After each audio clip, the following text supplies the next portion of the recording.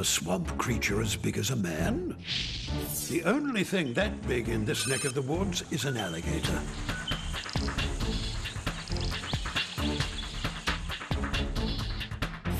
But unless someone's taught these big reptiles to walk on 2 legs, they have to be counted out. Besides, the lizard man is said to have distinctly human or primate features. Daniels tracked down another witness who saw the creature from a completely different vantage point.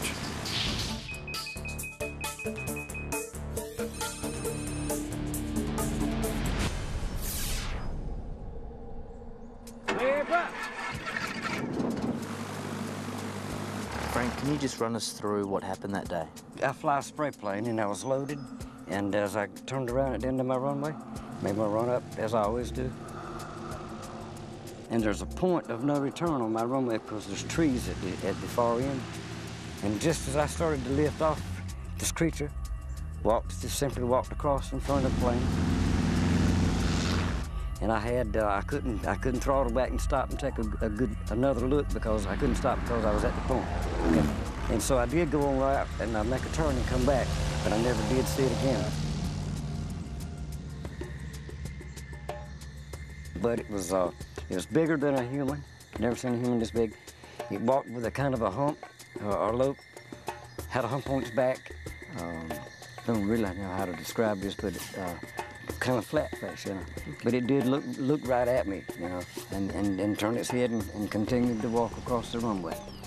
He walked almost like a human, but he had kind of a lope in his walk. He had a sort of a humpback, walked with his head forward, and he looked right straight at the airplane coming, and turned his head back towards the way he was walking and kept walking, and never saw him again. Bishop Phil's bizarre string of lizard man sightings all began with 17-year-old Christopher Davis.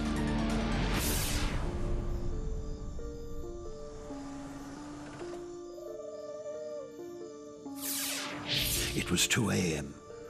He had just finished changing a tire when something running on its hind legs suddenly jumped on his car.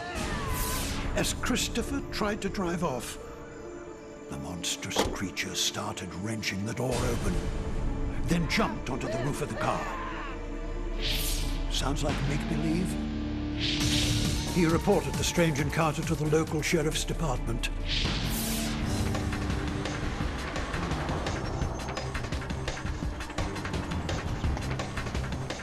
As Lee County Sheriff, Liston Truesdale knew most of the citizens well. Did they really see this creature? And if they did, what does he think it was? I think they're certainly telling the truth, and what they saw almost scared them to death. Now, these people are not prone to exaggeration, are they? With the experience I've had with law enforcement, you can tell when they're telling the truth. And what puts credibility to this case is the fact that they didn't come to us. All of them, we had to go to them. And when we asked them, well, why didn't you report it? And they said, well, I didn't want to be ridiculed by my peers. So Lizard Man was very big news in this town. It must have had a huge impact on the town and on you. Oh, yeah. They were making bets everywhere where we was going to catch it or solve it or what the problem was. So we sent for these people to come in, and Chris Davis's daddy brought him in first, and he was the first one to come in. You actually gave Christopher Davis a polygraph test. I think he was lucky to tell us anything because it pretty near scared him to death. But he passed his lie detector test. So does the lie detector test prove that Christopher Davis was telling the truth, that he saw a lizard man? It proved that he saw something, yeah.